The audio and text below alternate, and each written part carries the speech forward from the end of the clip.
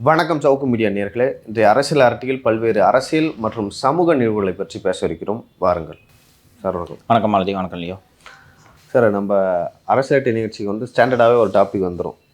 Okay, வேறு எந்த கட்சியிலேருந்து எந்த டாபிக் வருதோ இடி அப்டேட் இருக்கா இல்லையா அப்படின்னு சொல்லிட்டு டெய்லி நான் வந்து உங்கள்கிட்ட கேட்டு அதுக்கப்புறம் நிகழ்ச்சி ஆரம்பிப்போம். இன்றைக்கி வந்து இடி அப்டேட் ஏதாவது இருக்கா? சொல்கிறேன்.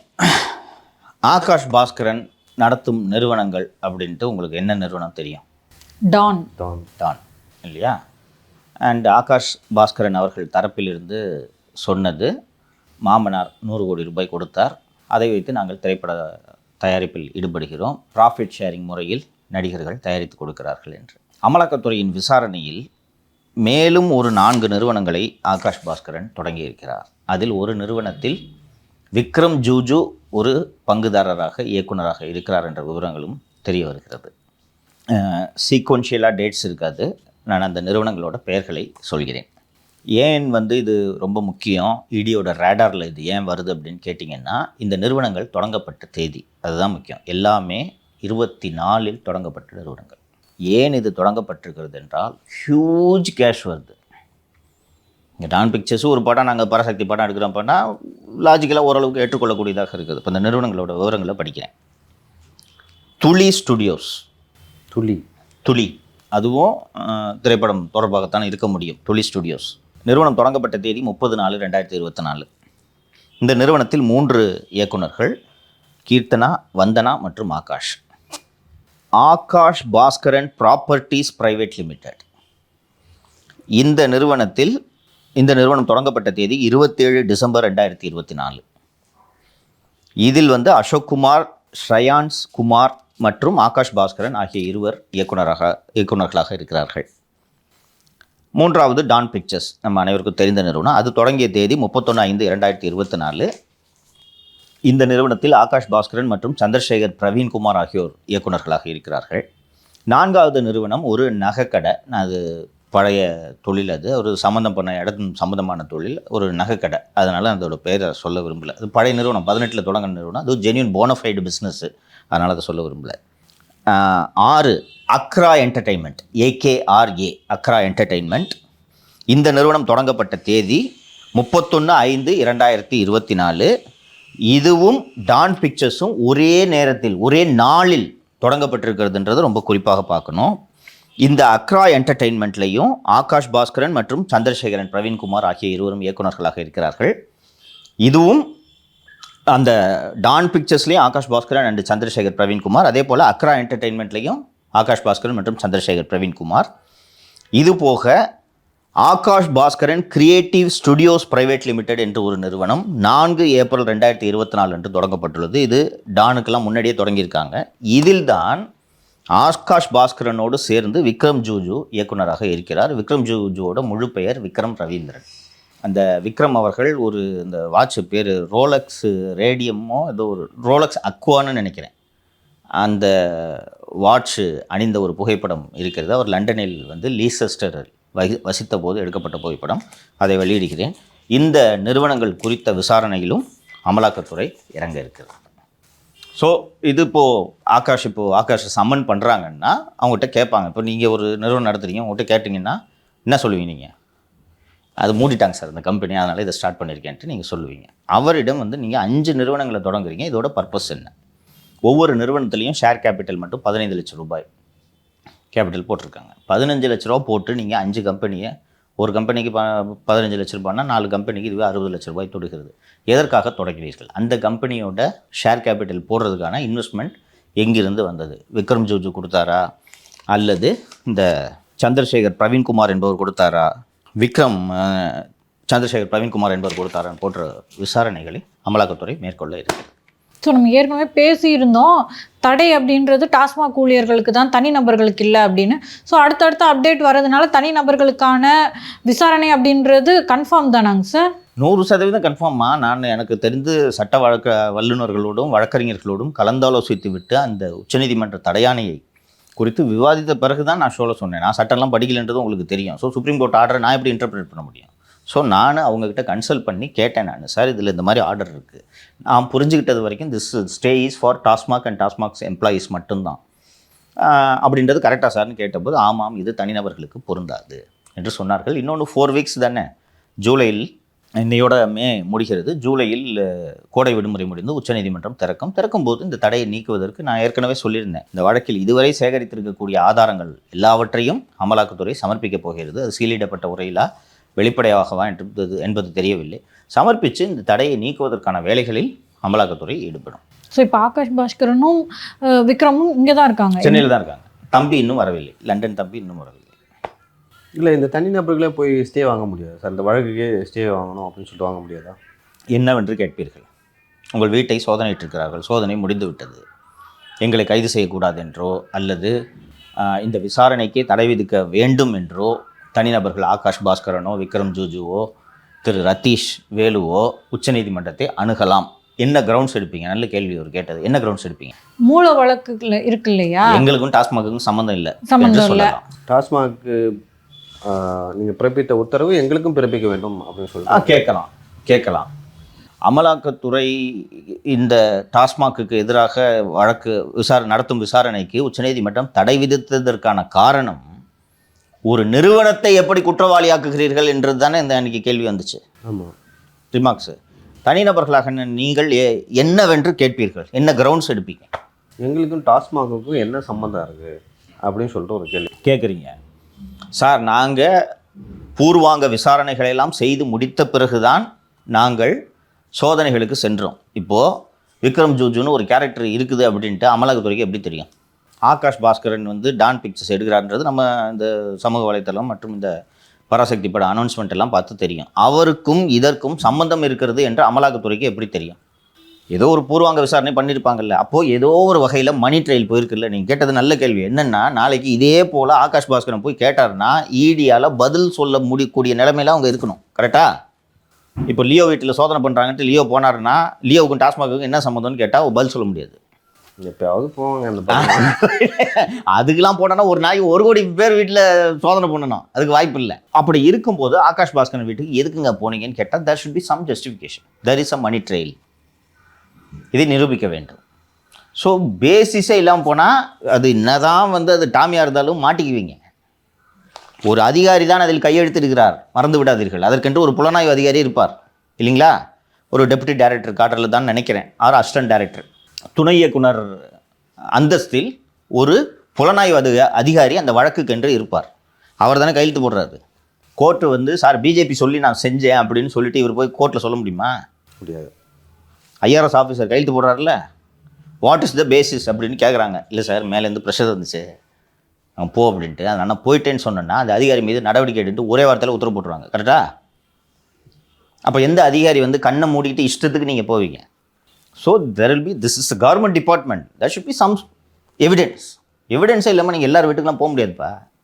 பட் இந்த இடத்துல ஆகாஷ் பாஸ்கரனை பற்றியோ இல்லை ஜூஜி விக்ரம் பற்றியோ அமலாக்கத்துறை எந்த ஒரு ரிப்போர்ட்டும் கொடுக்கல, லைக் ப்ரெஸ் ரிலீஸே கொடுக்கல. இது அந்த சோதனைகள் தொடர்பாக இதுவரை பத்திரிகை அறிவிப்பு வரவே இல்லை.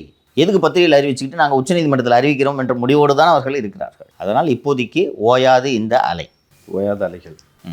சரிங்க சார். அதுக்கு அடுத்ததாக நேற்றைய தினம் பாமக என்ற தமிழ்நாட்டில் பலம் வாய்ந்த ஒரு சமூக கட்சி. அந்த கட்சிக்குள்ளே ஒரு குழப்பம், அது ஒரு குடும்ப குழப்பம் தான், அது ஒரு கட்சி குழப்பமாக வெளியே தெரிகிறது. நேற்றைய தினம் திலகபாமா அவர்களை பொருளாளர் பதவியிலேருந்து நீக்கிறோம் அப்படின்னு சொல்லிட்டு திரு ராமதாஸ் அவர்கள் அறிவித்தார்.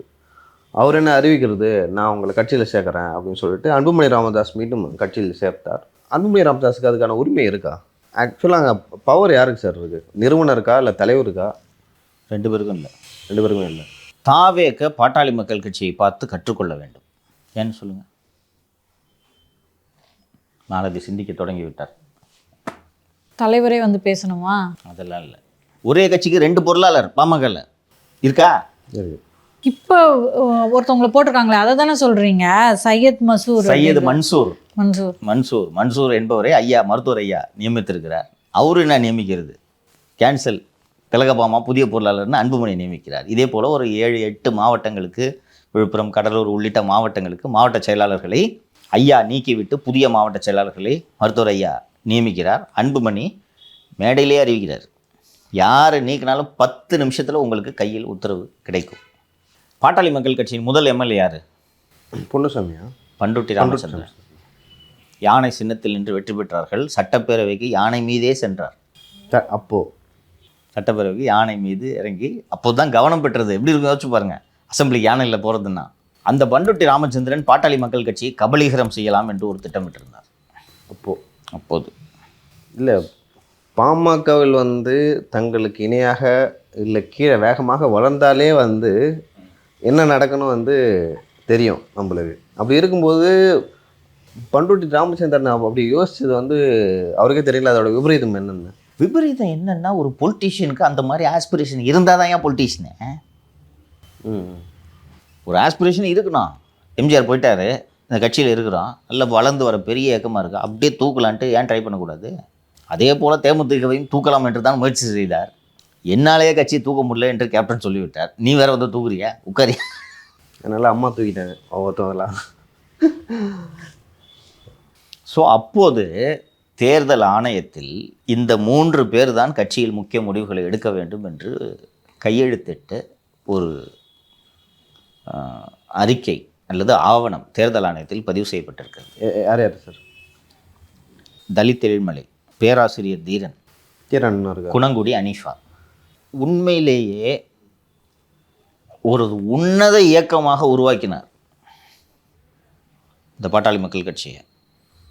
கட்சியின் விதிகளின்படி பொருளாளர் ஒரு சிறுபான்மை சமூகத்தை சேர்ந்தவராகத்தான் இருக்க வேண்டும், இது விதி. மாவட்டத்துக்கும் இப்படி தான். அதே போல் கட்சியின் பொதுச் செயலாளர் தலித் சமூகத்தை சேர்ந்தவராகத்தான் இருக்க வேண்டும். இந்த அடிப்படையில் தான் தலித் எழில்மலை, பொன்னுசாமி போன்றவருக்கு வாய்ப்பு கிடைத்தது. இப்போதும் திலகபாமாவை நீக்கிவிட்டு யாரை நியமித்தார் பொருளாளராக? சையத் மன்சூர். இப்படி தான் அதை உருவாக்கினார். பையன் இதை செய்கிறார்ன்றது ஐயாவுக்கு தெரியும். நேற்று தோட்டத்துக்கு சென்று ராமதாஸை சந்தித்து விட்டு செய்தியாளர்களை சந்தித்தது யார்? பேராசிரியர் தீரன் சந்தித்தார். ஆமாம். குணங்குடி அனீஃபா யார் பக்கம் நிற்பார்? ஐயா ராமதாஸ் பக்கம் தான். குணங்குடி அனீஃபாவோட லெட்டர் ஹெட்டில் நான் அவரோட சிறையில் 2008 சிறையில் இருந்தேன். இல்லை சொல்லியிருக்கிறேன், என்கிட்ட பேசி அதை பற்றி.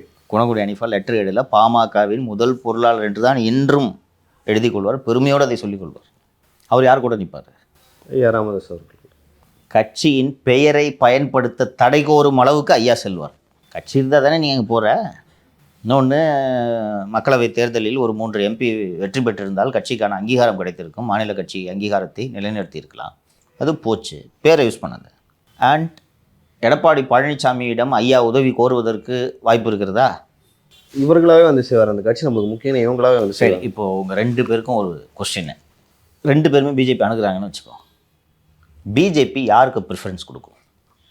யார் பவர்ஃபுல்லாக இருக்காங்களோ அவங்களுக்கு. பிஜேபி அன்புமணிக்கு தான் ப்ரிஃபரன்ஸ் கொடுக்கும். எப்படி?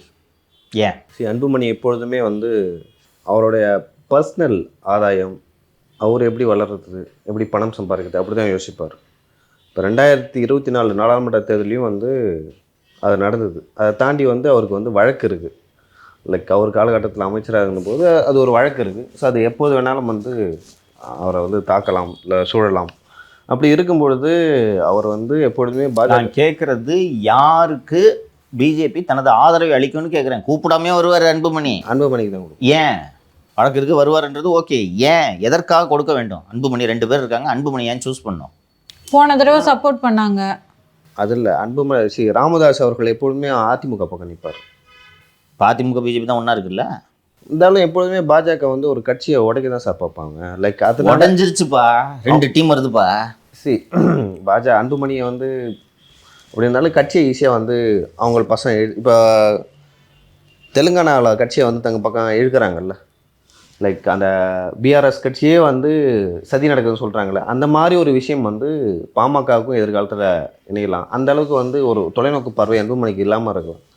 அதனால் பாஜக வந்து அன்புமணிக்கு தான் சப்போர்ட் பண்ணும். 2 பேருமே இஷ்யூவை புரிஞ்சுக்கல. மருத்துவர் ஐயா பக்கம்தான் பிஜேபின்னு இருக்கும்.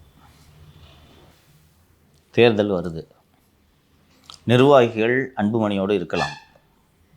அந்த சமூகத்தின் மக்கள் யார் பக்கம் நிற்பார்கள் என்ற கேள்வி இருக்கா? அன்புமணியை கூப்பிடுறது, அவர் 10 நிர்வாகி வச்சுருக்காரு, அவர்கிட்ட தான் ஸ்ட்ரென்த் அதிகன்றது பார்க்குறதுக்காகவா பிஜேபி ஒருத்தருக்கு ஆதரவு தரும்? இல்லை, அது நாடாளுமன்ற எலெக்ஷன் இருந்தால் நீங்கள் சொல்கிற லாஜிக் ஓகே சார். இது சட்டமன்ற தேர்தல். மக்கள், வன்னிய சமூக மக்கள் 2 பேர் பாட்டாளி மக்கள் கட்சி செங்குத்தாக பிளவுபடும் போது அந்த சமூக மக்கள் யார் பக்கம் நிற்பார்கள்? மகன் பக்கமா, தந்தை பக்கமா? திரு ராமதாஸ் பக்கம். இதே போல் அதிமுகவில் 2 பிரிவுகள். ஒரு பிரிவுக்கு தொடர்ந்து பிஜேபி ஆதரவு அளித்து வந்தது. அதிமுக தொண்டர்கள் யார் பக்கம் நிற்கிறார்கள் என்பதை எப்போது கண்டறிந்தது பிஜேபி? எலெக்ஷன் 24 தேர்தலுக்கு பிறகு கட்சி பழனிசாமியோடு நிற்கிறது என்பதை கண்டறிந்தார்கள். எடப்பாடி பழனிசாமியோடு நாம் கூட்டணி வைப்பது தான் வெற்றி பெறுவதற்கான வழி என்பதை புரிந்து கொண்டு தானே அவரை சூஸ் பண்ணாங்க. எடப்பாடி பழனிசாமி டெல்லிக்கு கிளம்பி போகிறாரு. போனோன்னு கட்சி பன்னீர் பக்கம் இருக்கு, நீ தேவையில்லை என்று சொல்லியிருக்கலாம் அல்லவா? சார், ஓபிஎஸ் டிடிவி தினகரன் என்று அமித்ஷாவிடம் கேள்வி கேட்டபோது என்ன பதில் சொன்னார்? அது அவர்களது உட்கட்சி பிரச்சனை, இதில் நாங்கள் தலையிட மாட்டோம் சொன்னார்களா? இப்போது ஒரு பொலிட்டிக்கல் பார்ட்டியாக இந்தியாவை தொடர்ந்து 12 ஆண்டுகளாக ஆண்டு கொண்டிருக்கக்கூடிய கட்சியாக பெரிய சமூகம், வன்னியர் சமூகம், அந்த சமூகம் யார் பின்னால் நிற்கிறதுன்றதை கணக்கு போடுவாங்களா மாட்டாங்களா பிஜேபி? இல்லை, நீங்கள் சொல்கிறது ஒரு வகையில் ஏற்றுக்கொள்ளக்கூடியது சார். அதனால் அவங்களுக்கு என்ன லாபம்னு ஒரு விஷயம் இருக்குது. நீங்கள் அலையன்ஸ் யார் கூட வைக்கிறதுன்றது தான் நான் கேட்குறேன். இதில் இவங்க பிரித்து அப்பா பையனுக்கு பஞ்சாயத்து பண்ணுறது அவங்க வேலை இல்லை. இப்போ கூட்டணி வைக்கணும், இப்படியே இந்த வெர்டிகல் ஸ்பிளிட்டு கண்டினியூ ஆகுது எலெக்ஷன் வரைக்கும். யாரை சூஸ் பண்ணணும்னு ஒன்று இருக்குல்ல, அப்போ தான் யாரை சூஸ் பண்ணுவாங்கன்னு கேட்குறேன். ஓகே, நீங்கள் சொன்ன மாதிரி ராமதாஸ் அவர்கள் தான். ஓட்டு வரணும். அன்புமணி கூப்பிட்டா ஓட்டு வருமா? அந்த சமூகம் நல்லா இருந்த கட்சியை உடச்சிட்டேன்ட்டு தானே பார்ப்பாங்க. அன்புமணி சொல்கிறாரு, தாயிற் சிறந்த கோயிலும் இல்லை. அடுத்தது மறந்துட்டார் போல. இல்ல சொல்லிட்டாரு, அம்மா தான் எனக்கு ரொம்ப பிடிக்கும்னு சொல்லிட்டு. எல்லாம் ரைட்டு. அப்போது உங்களை பெற்ற தந்தை பாட்டில் எடுத்து அடித்தான்னு சொல்லிட்டு போய் சொல்கிறாரா? ஒரு சாதாரண வன்னிய சமூகத்தை சேர்ந்த வாக்காளன் இதை எப்படி பார்ப்பான்? நான் நேரத்தே சொன்னேன், நமக்கு மரியாதை பெற்று தந்தவர் என்ற ஐயாவை அந்த சமூகம் பார்க்கிறது என்று சொன்னேன். லியோவுக்கு நல்லா தெரியும், உண்மையிலேயே பிற்படுத்தப்பட்ட மக்கள், ஒடுக்கப்பட்ட மக்கள் அந்த சமூகம். கூலி வேலைக்கு போகிறவங்க, டெய்லி வேஜஸ்ன்னு சொல்லுவாங்களா, அவங்க இந்த செங்கல் இருக்கிறாங்களா அந்த வேலைக்கு போவாங்க. இன்றைக்கி அவங்க சொல்லிப்பாங்க, நாங்கள் ஆண்ட பரம்பரை, சோழ மன்னர் பரம்பரைலாம் இன்றைக்கி சொல்லிக்கிறாங்க. ஆனால் ஒடுக்கப்பட்ட சமூகம் அந்த சமூகம். இப்போ நீங்கள் கொங்கு பகுதியை எடுத்துக்கிட்டிங்கன்னா அங்கே இருக்கக்கூடிய சமூகம் மாதிரி நிலச்சுவாண்டார்கள் கிடையாது. அவங்க 1/2 ஏக்கர், 1 ஏக்கர், 3/4 ஏக்கர் வச்சுட்டு விவசாயம் பண்ணிட்டு இருக்கக்கூடிய எளிய சமூகம். அந்த சமூகத்துக்கு இன்றைக்கி பெருமையாக சொல்லிக்கிறாங்கல்ல, அந்த அளவுக்கு கொண்டு வந்தது மருத்துவர் ஐயா. 60,000 70,000 கிராமங்களுக்கு சைக்கிளில் சென்று, நடந்து சென்று நான் கட்சியை வளர்த்தேன் அவர் சொல்கிறாரு. அது உண்மை. டொனேஷன்லாம் எவ்வளோ தெரியுமில்ல? அப்போது ₹1 ₹2 வாங்கி வாங்கி தான் வன்னியர் அறக்கட்டளை உருவாக்கினார். ஸ்க்ராட்ச்லேருந்து அவர் உருவாக்கினது மொத்த கட்சியும் ஒரு உழைப்பு. அப்போ அந்த சமூகம், நீங்கள் ஒரு வன்னிய சமூகத்தை சேர்ந்த வாக்காளர்கள்னு வச்சுங்க, வீட்டில் பேசிக்கிறீங்க, அப்போ எப்படி பார்ப்பீங்க? இந்த அப்பா இப்படி சொல்கிறாரு. அவர் இன்னும் குறிப்பாக திரு பழக்கருப்பையோட கடிதத்தை படித்தாங்க பார்த்தீங்கல்ல, நீ உங்கள் அப்பாட்ட தோகிறதுனால ஒன்றும் கெட்டுப்பட மாட்டேன் தம்பி, தொண்டனாக இருக்கிறேன், செயல் தலைவராக இருக்கிறேன், இல்லைனா தொண்டனாக இருக்கிறேன். உங்கள் அப்பா கேட்க மாட்டார். அவர் பக்கம் நியாயம் இருக்குது. திருமாவளவன்ட்ட தோற்றா தான் உங்களுக்கு அசிங்கம், ஸ்டாலின்ட்ட தோற்றா அசிங்கம், உங்கள் அப்பாட்ட தோக்கிறது அசிங்கம் இல்லை. இன்னொன்று அந்த கடிதத்தில் இருந்துச்சு, உங்கள் அப்பாவுக்கு பிறகு யார்கிட்டப்பா வரப்போகுது சொத்து? தைலாபுரம் தோட்டம் யார்கிட்ட வரப்போகுது? பாட்டாளி மக்கள் கட்சி யார்கிட்ட வரப்போகுது? அவர் கட்சியை நல்லா தான் நடத்துகிறாரு, கட்சியை அவர் நடத்திக்கிட்டோம் என்று அந்த கடிதத்தை படிக்கிறாரு. இன்னொன்று, ஐயா கண்ணீர் விட்டது அந்த சமூகம் எப்படி பார்க்கும்? அந்த பக்கம் ஐயா கண்ணீர் விட்டுக்கிட்டு இருக்காரு. இன்னொன்று, அது எல்லாமே உண்மைன்னு பார்க்குற நமக்கு தெரியுமா தெரியாது? நம்ம பக்கத்தில் இல்லை, பார்க்குறவங்க நமக்கு தெரியுமா தெரியாதப்பா? அவங்க திருமதி சரஸ்வதி, ஏன்ப்பா உன் 2வது பொண்ணுக்கு இந்த பதவியை கொடுத்துருந்தா நீ சும்மா இருந்திருப்பில்லைன்று சொன்னது உண்மை சுடுது அவங்களுக்கு. அதுதான் அவங்க பிளான்ன்றது அவங்க அம்மாவுக்கு தெரியாதா? அதான் அவளோட அல்டிமேட் பிளானு. அண்ட் ஐயா சொன்னது போல் அதிமுகவோட கூட்டணிக்கு போயிருந்தால் இன்றைக்கி கட்சி மரியாதையாக இருந்திருக்கும்ல. அதுக்கு அடுத்தது யார்? ஸோ அப்படி இருக்கும்போது சமூகம் யார் பின்னால் நிற்கும்? இன்றைக்கி அந்த சமூகம்லாம் கிட்டத்தட்ட உருகியிருப்பாங்க, ஐயா இந்த நிலைமையில் ஆயிடுச்சே அப்படின்ட்டு. இன்றைக்கி இருக்கக்கூடிய இந்த கணேஷ்குமார், திலகப்பாம்மா, இவங்கெல்லாம் அன்புமணி கரத்தை வலுப்படுத்தோன்னு நிற்கிறாங்களா? அவங்களுக்கு இந்த சமூகத்தையும் இந்த கட்சியையும் முன்னேற்ற வேண்டும் என்ற ஆசையா, தங்கள் பதவியை காப்பாற்றிக் கொள்ள வேண்டும் என்ற ஆசையா? குறைந்தபட்சம் திரு அன்புமணி அவர்கள் அமைதி காக்கலாமா? இப்போ அவர் அன்புமணி எதுவுமே பேசலைன்னு வச்சுக்கப்பா, ஐயா ப்ரெஸ் மீட் வச்சிட்டாரு, அன்புமணி எதுவுமே பேசலை, அமைதியாக இருக்கிறாருன்னு வச்சுங்க. அப்புறம் எல்லாம் கூட இருக்கவங்களாம் என்ன சொல்லுவாங்க? விடுங்க தம்பி ஏதோ இது பண்ணிட்டாரு விடுங்க அப்படின்ன உடனே அன்புமணியை பக்கத்தில் வச்சுட்டு ஒரு ப்ரெஸ் மீட் கொடுக்க போகிறாரு. இதானே நடந்திருக்கோம். மறுநாளே கூட்டம் போட்டு யார் நீக்கினாலும் 10 நிமிஷத்தில் ஆர்டரு, எனக்கு தான் அதிகாரம், வேறு யாருக்கும் அதிகாரம் இல்லை. அப்போ வாக்காளர்கள் எந்த பக்கம் செல்வாங்க? அரசியல் எதிர்காலத்தை அன்புமணி தொலைக்கப் போகிறார். தந்தையை கோபப்படுத்தி, தந்தை மீது தாக்குதல் நடத்தி, அந்த கிளிப்பு, கலைஞரோட கிளிப்பு இப்போ சுற்றுது பார்த்தீங்களா? ஸ்டாலின் சீக்கிரம் செத்துருவாருன்ட்டு சொல்கிறாரு. ஒரு தந்தையால் அதை எப்படி பொறுத்துக்கிட்டு இருக்க முடியும்? அதனால தான் கட்சியை விட்டு நீக்கினேன். இன்று கலைஞரோட அந்த ப்ரெஸ் மீட்டு இன்னும் இப்போ இந்த NDTVக்கு கொடுத்த ப்ரெஸ் மீட் இது இன்னும் சுற்றிட்டு இருக்கு. அப்படி இருக்கும்போது இன்றைக்கி அழகிரி எங்கே இருக்கிறாருன்றது எல்லாருக்கும் தெரியும். அப்படி இருக்கும்போது இன்றைக்கி இருக்கிற நிர்வாகிகள்லாம் உங்கள் பின்னாடி இருக்கிறாங்க அப்படின்றதுனால சின்ன வயசு பசங்க சரி அன்புமணி அனுசரித்து போகணும் அப்படின்றதுக்காக இன்றைக்கி உங்கள் பின்னாடி நிற்கிறாங்க. முதியவர்களாக ஐயாவின் பின்னால் நிற்கிறார்கள். ஓகேவா? இன்றைக்கி ஒரு தீரன்லாம் கட்சியை விட்டு ஐயாவோட செயல்பாடு அது இந்த தீரன்லாம் அந்த என் குடும்பத்திலேருந்து யாராவது அரசியலுக்கு வந்தால் சவுக்கால் அடிங்கள்னு சொன்னார்ல, அதை உண்மையிலேயே நம்பி அந்த இயக்கத்தில் ஐயாவை நம்பி போனவர். அப்புறம் ஸ்லோவாக ஒரு குடும்பத்துக்கு மாறினோன்னே அந்த சமயத்தில் வெளியேறுகிறார்கள் அவர்கள்லாம். இப்போ திருப்பி போன உடனே இவங்களுக்கு வந்துருச்சு, ஐயா கண்ணீர் விடுறதை பார்க்குறது என்ன மனசு தாங்கலை அப்படின்ட்டு தான் நேற்று தீரன் பேசினார். பார்த்தீங்களா? அதை தாண்டி லைக் ஒரு பொது நீரோட்டத்தில் இந்த கட்சி சிறுபான்மை இருந்தாங்க, தலித்துகள் இருந்தாங்க. அப்படி ஒரு கட்சி வந்து எப்போன்னா அந்த 2010-11 அந்த சமயத்தில் தான் மாறுது. அப்போ தான் வந்து ஒரு ஜாதி கட்சியாக பரிமணிக்குது. அப்போ தான் வந்து நீங்கள் சொல்கிறாரு அவர் பொன்னுசாமி வெளில வந்தார், அவர் தீரன் வந்தார், குணங்குடி அனுப்பலாம், அப்போ தான் வெளில வராங்க. ஆனால் அதில் எனக்கு தெரிஞ்சு வந்து திரு ராமதாஸ் அவர்களுக்கு வந்து விருப்பமே எழுந்திருக்காது. இல்லை அவர் சொல்கிறாரு, இல்லை என் கொள்கை விட்டு கொடுத்தேன் உனக்காக, இன்றைக்கி நீ இப்படி பேசுகிற. அண்டு சமூகம் யார் பின்னால் நிற்கும்? ஒரு அந்த சமூகத்தை சாராத ஒரு வாக்காளராக இருக்கிறார்கள். ஐயா யாருக்கு ஓட்டு போட சொல்கிறாங்களா அவங்கள சூஸ் பண்ணுவாங்களா? அன்புமணி சொல்கிறாங்களுக்கு சூஸ் பண்ணுவாங்களா? பிஜேபிக்கு பாமகவோட அல்லது அந்த சமூகத்தோட ஓட்டு வேணும். ஒன்று இந்த கட்சி நல்லா வளர்க்கணுன்றதெல்லாம் பிஜேபி ஆசை இல்லை. லியோ சொன்னது மாதிரி பிஜேபியை தவிர எல்லா கட்சியும் நாசமாக போகணுன்றது தான் பிஜேபியோட ஒரே லட்சியம். கரெக்டாக? வேறு கட்சி இருக்கக்கூடாது. அதான் சொன்னேன்ல, ஒரே நாடு ஒரே கட்சி. அதை நோக்கி பயணிக்கிறார்கள். அப்படி இருக்கும்போது 26 தேர்தலுக்கு 2ல் எது? அண்ட் இது இருவரும் ஒன்று சேருவதற்கான வாய்ப்புகள் இல்லை. ஐயா ஜிகே மணி, இன்னொன்று ஜிகே மணி தான் இந்த குழப்பத்துக்கெல்லாம் காரணம். நியூஸை பரப்பி விட்றாங்க பார்த்தீங்களா? ஐயா தீரன்லாம் என்ன அவராக போனாரா?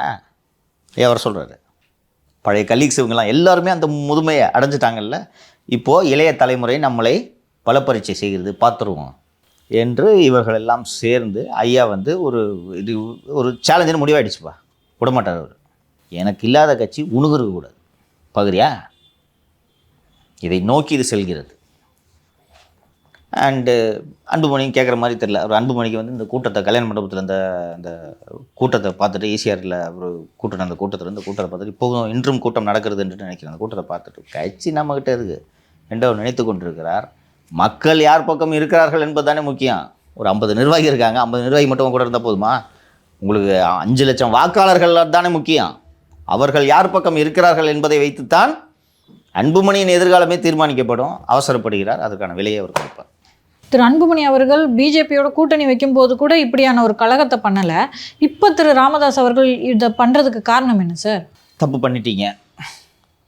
கூட்டணின்ட்டு யோசிச்சுட்டு இருக்கும்போது வாசலில் அண்ணாமலை பாரத் மாதாக்கு ஜேன்னு கத்தினே உள்ளே வந்து ஐயா நல்லா இருக்கீங்களான்னு வந்து பக்கத்தில் உட்காந்துக்கிட்டு, அதுவும் ஃபோட்டோகிராஃபெலாம் இருக்கிறாருன்னா அண்ணாமலையோட ஆக்ஷனை பார்த்தீங்கன்னா அப்படி இருக்குது. ஒன்றும் பண்ண முடியல. சரி நீ சொன்ன ரைட், தருமபுரி மாவட்டத்துக்கு மாவட்ட செயலாளர் அரசாங்கத்தை வேட்பாளராக போடுகிறேன்.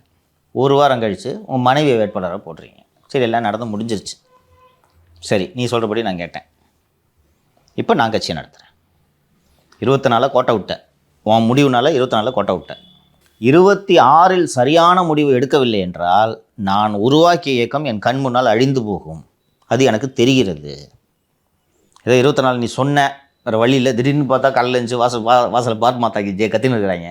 வேறு வழி இல்லை, நான் ஒத்துக்கிட்டேன். இப்போது 26 ஐ வில் டேக் தி கால். பேச்சுவார்த்தையிலிருந்து, கூட்டணி பேச்சுவார்த்தையிலிருந்து எல்லாவற்றையும் இந்த தேர்தலுக்கு நான் செய்கிறேன் அப்படின்ற முடிவில் தான் ஐயா முகுந்தனை இளைஞரணி செயலாளராக அறிவிக்கிறார். அறிவிக்கும் போதே மைக்கை தூக்கி போடுறார். ஸோ அவர் எவ்வளோ ஹர்ட்டாக இருக்குது பாருங்கள். டிசம்பரில் நடந்தது இது. மேடையில் மைக்கை மூஞ்சில் அடிக்கிற மாதிரி மைக்கை தூக்கி போடுறாரு. தலைமை பண்பு இல்லை, மேடை நாகரிகம் இல்லை. இப்போ என்ன தப்பு பண்ணிட்டேன்? சரி அது முடிஞ்சிச்சு. நான் ஏற்றுக்க மாட்டேன்றாரு முகுந்தனை. நீ ஏற்றுக்கிட்டா ஏற்றுக்கலன்னா போ. முகுந்தனை கூப்பிட்டு தம்பி நீ வேலையை பாரு, கட்சிக்காரன்ட்டு அறிமுகமாகு. மே 25 காடுவெட்டி குருவோட நினைவு தினம், போய் கொடியேற்று, வேலையை பாரு என்று சொல்லி கொண்டிருக்கும் போதே சௌமியாவை மாநிலங்களவை உறுப்பினராக ஆக்க வேண்டும் என்று திமுக கிட்டையும் பேசி அதிமுக கிட்டையும் நீங்கள் பேசுனீங்கன்னா அவர் வேடிக்கை பார்த்துட்டு இருப்பார். அதுக்கப்புறம் இந்த 26 கூட்டணியை நான் பேசுகிறேன்னு சொல்லி தானே இந்த சேஞ்சஸ் எல்லாம் பண்ணுறாரு. அதற்கு பிறகு நீங்கள் ரொம்ப அழகாக கேட்டீங்க. அதற்கு பிறகு இந்த 14 அமைப்புகள் சேர்ந்து இப்போ 14 பஞ்சாயத்து நடந்துச்சுன்றார்ல, அவங்க எல்லாருக்கிட்டையும் சொல்லி எல்லோரும் ஒப்புக்கொண்ட, அன்புமணியையும் வைத்துக்கொண்டு எல்லோரும் ஒப்புக்கொண்ட ஒரு சமாதான முடிவு, கட்சிக்குள் முகுந்தன் வரமாட்டார், கட்சிக்குள் முகுந்தன் வரமாட்டார், வன்னியர் சங்கத்தை முகுந்தன் பார்த்துக்கொள்வார். ஒரு மகன் ஒரு பேரன் அவ்வளோதானே. ஸோ முகுந்தன் வன்னியர் சங்கத்தை பார்த்துக்கொள்ளட்டும், கட்சியை நான் பார்த்துக்கொள்கிறேன். இதுதான் ஐயா சொன்னது. முகுந்தன் கட்சியிலேயே இருக்கக்கூடாது. நேற்று நான் சொன்னேன்ல, முகுந்தனின் அண்ணன்னா தம்பியா பிரதீவன் என்று சொன்னேன்ல, பொண்ணு கொடுத்துருக்காருல, சமயத்துக்கு திருமணம் செய்திருக்கார் பிரதீவன், சம்யுக்தா ஹஸ்பண்ட். அவர் ஒரே வீட்டில் அவங்க திரு அன்புமணி அவர்களின் சகோதரி, மூத்த சகோதரி அக்கா திருமதி காந்திமதியோட மகன்கள் தான் சுகந்தன், முகுந்தன் மற்றும் பிரீத்திவன். பிரீத்திவன் சமயத்தாவை கட்டியிருக்கிறதுனால அவர் செட்டில்டு, கட்சியில் எல்லாத்தையும் அவர் பார்க்குறாரு. முகுந்தன் ஒன்றுமே இல்லாமல் இருக்கிறாப்படி. Mukundan I think Anna university graduate அவர். ஸோ முகுந்தனுக்கு ஒரு பொறுப்பு கொடுங்கன்ட்டு மகள் கேட்கிறார். நியாயமான கேள்வி தானே. ஸோ அதற்காக வன்னியர் சங்கத்தை இப்போ நிர்வாகியாக, சரி அட்லீஸ்ட் அவர் சொல்லிட்டாரு, சரிப்பா நீ இளைஞரணி செயலராக முகுந்தனை ஒத்துக்க மாட்டேன்றார். வன்னியர் சங்கத்துக்காக அவன் பார்த்துக்கணும், அதுக்கும் ஒத்துக்க மாட்டேங்கிறாரு. வன்னியர் சங்கம், இளைஞரணி, தலைவர் பதவி எல்லாத்துலேயும் நான் தான் இருக்கணும். அவர் இந்த மேடை நாகரிகம் இல்லைன்ட்டு ஐயா சொன்னது வந்து எவ்வளோ முக்கியம்னா, உங்களுக்கு ஞாபகம் இருக்கா? ஜிகே மணி அசம்பிளிக்கு போகணும்னு சொல்லும்போது, அங்கே போய் என்ன பேச போகிறீங்க, என்ன இப்போ பேசுகிறீங்களா, இப்போ ரொம்ப பேசி கழிச்சிருவீங்க, அசம்பிளிக்கு போகணுமா? அவர் வயசு என்ன, அவரோட அனுபவம் என்ன, அவருக்கு என்ன கோபம்னா, நான் கூட தான் எம்பியாக இருக்கிறேன், என்னைக்காவது பார்லிமெண்ட் போயிருக்கேன்னா, என்ன பழக்கம் அது? அந்த கோபம் தான். நானே போல. ஸோ அவர் உணர்ந்து தான் சொல்கிறாரு மருத்துவர் ஐயா. நீங்கள் பார்லிமெண்ட்டுக்கு போகிறதுல ஒரு மூத்த உறுப்பினர் ஜிகே மணி எத்தனை வருஷமாக எம்எல்ஏவாக இருக்கார். அவர் சொல்கிறாரு, தம்பி அசம்பிளி என்ன அசம்பிளி. ஸோ இன்னொன்று, நேற்று அந்த நிர்வாக குழு கூட்டத்தில் ஒரு கட்சியோட தலைவன்னா எல்லாரோட கருத்தையும் கேட்கணும். நீ என்ன சொல்கிற, நீ என்ன சொல்கிற அப்படின்ட்டு கேட்கணும். அவர் மருத்துவர் ஐயா எப்போவுமே இப்போது செயற்குழு இல்லைனா பொதுக்குழு நடத்துவார்.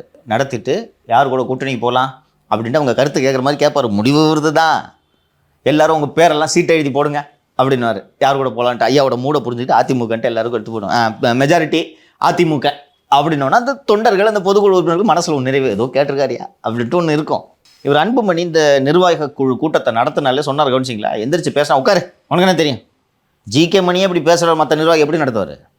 ஸோ இவருக்கு ஆமாம் சாமி போடுபவர்கள் மட்டும் இவரது கட்சியில் நிர்வாகிகளாக இருக்க வேண்டும் என்று அன்புமணி நினைக்கிறார். இது எப்படி அன்ஃபோல்ட் ஆகுதுன்னு கம்மிங் டேஸில் இல்லை பார்ப்போம். ஆக்சுவலாக இன்னொரு விஷயம் இருக்குது சார். அவர் சொன்னார் ஏற்கனவே அந்த மாற்றம் முன்னேற்றம் அன்புமணி அந்த கேம்பெயின் வந்து ஒரு விஷயம் தான் பண்ணேன், ஆனால் அதுவே வந்து இந்தியா ஃபுல்லாக போச்சு, ரீச் ஆயிடுச்சு. எத்தனை தொகுதியில் ஜெயிச்சிங்க? இல்லை, ஒரு வருஷம் தான் பண்ணேன், ஆனால் 5 வருஷம் பண்ணியிருந்தா நான் ஆட்சியை பிடிச்சிருக்கலாம். எப்படிப்பா பிடிப்பீங்க? இல்லை, அவரு சொல்கிறாரு சார். எப்படி கற்பனை இல்லை, மீண்டும் வந்து அவருக்கு அந்த மாதிரியான எண்ணங்கள் இருக்கு. நல்லா வருமே. அவர் அந்த முடிவுகளை செய்யலாம், சபரீசன் அனுமதிக்க வேண்டும் அல்லவா? அவர் என்ன செய்ய வேண்டும் என்பதை சபரீசன் தான் முடிவு செய்து கொண்டிருக்கிறார். இப்போவும் இந்த பிரச்சனை எல்லாத்துக்கும் பின்னணியில் சபரீசன் இருக்கிறார். பொது பாட்டாளி மக்கள் கட்சி முழுமையாக சிக்கல் இல்லாமல் அண்ணா திராவிட முன்னேற்ற கழகத்தோடு சென்று அதிமுக பாஜக கூட்டணியில் பாட்டாளி மக்கள் கட்சி இணைந்தால் அதிமுகவோட வெற்றி வாய்ப்பு அதிகரிக்குதா? இவ்வளோ பணத்தை வச்சுக்கிட்டு அப்புறம் அந்த திராவிட மாப்பிள்ளை வேடிக்கை பார்த்துட்டு இருப்பாரா? இதானே அரசியல். நீங்கள் பாட்டுக்கு போய் இது கூட ஏடிஎம்கே பிஜேபி கூட்டணியில் போய் சேர்ந்துட்டு அந்த கூட்டணி வலுவாகிட்டே போகும், நாங்கள் வேடிக்கை பார்க்குறதா? ஏற்கனவே எங்கள் கூட்டணியில் இருக்கோம், பிச்சுக்கிட்டு போகிற மாதிரி நிலமையில இருக்கிறான்.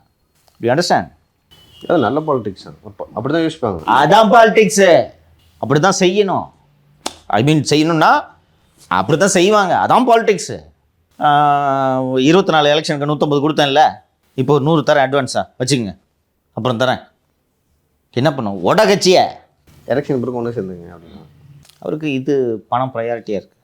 அடுத்தது இப்போ ஐயா இவ்வளோ விவரங்களை சொல்லிட்டார்ல, 24க்கு ஏன் கூட்டணிக்கு பிஜேபி கூட்டணிக்கு போனார்ன்றதை ஒருத்தையும் ஐயா வெளியிடுவார். யோசிக்கவே மாட்டார், அவரோட பிடிவாதம் தெரியாது. மைக்கு கூப்பிட்டு படி பாப்பா எப்படி அன்ஃபோல்ட் ஆகுது. இது ஒன்று சொன்னீங்களே ஆரம்பிக்கும் போது, தாவேக்கா வந்து பிஎம்கே கிட்ட கற்றுக்கணும்னு, என்னது? அதாம்மா, 2 நிர்வாகிகள் இருக்காங்கம்மா, 2 பொருளாளர், ஒரு மாவட்டத்துக்கு 2 மாவட்ட செயலாளர். நீங்கள் ஒரு மாவட்ட செயலாளரை இன்னும் போடாமல் இருக்கீங்க. முக்கியமான கேள்வி தான் இது.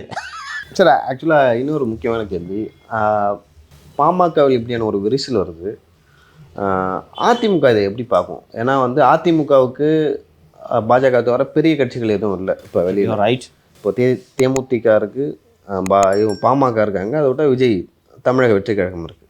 இந்த 3 கட்சிகள் தான். அந்த 3 கட்சிகளும் முக்கியமான கட்சி, ஒரு நம்பத்தகுந்த கட்சி, நேச்சுரல் ஐலின்னு சொன்னார்ல ஐயா டாக்டர் ஐயா அவர்கள்.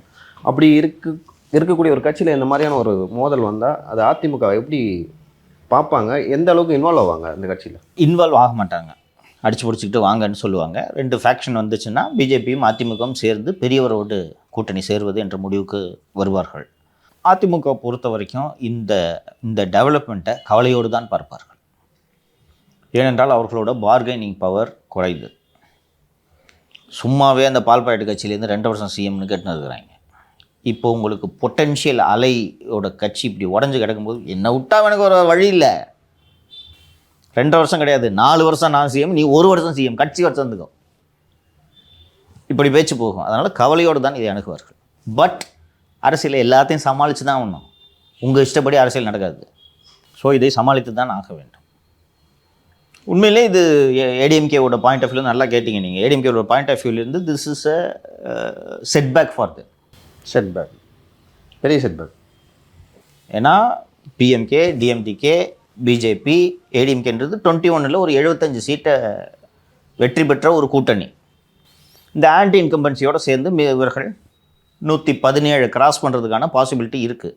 அப்படிப்பட்ட ஒரு சூழ்நிலையில் ஒரு பொட்டென்ஷியல் அலை வட தமிழகத்தில் வெற்றி கனியை அள்ளி தரக்கூடிய ஒரு கட்சி, அதுவும் அதற்கு சமமான பலத்தோடு இருக்கக்கூடிய கட்சி திமுகவில் ஐக்கியமாகிவிட்ட ஒரு சூழ்நிலையில் எந்த கட்சி? விசிகா. மாலதி கவனிக்கவில் பாதி தூக்கம் பொங்கலை. ஸோ உங்களுக்கு அதை விசிகே பேலன்ஸ் பண்ணுறதுக்கு உங்களுக்கு நார்த்தில் பிஎம்கே அவசியம். அந்த கட்சி இப்படி பிளவுபட்டு எதிர்காலம் என்னவென்று தெரியாமல் இருக்கிறது என்கும்போது இது வந்து ஏடிஎம்கேக்கு இட்ஸ் அ செட்பேக். இல்லை, ஒருவேளை வந்து நீங்கள் சொன்னீங்க அன்புமணி அவர்கள் வந்து ராஜ்யசபா வந்து 2 கட்சியுமே பேசுகிறாரு அப்படின்னு சொல்லிட்டு.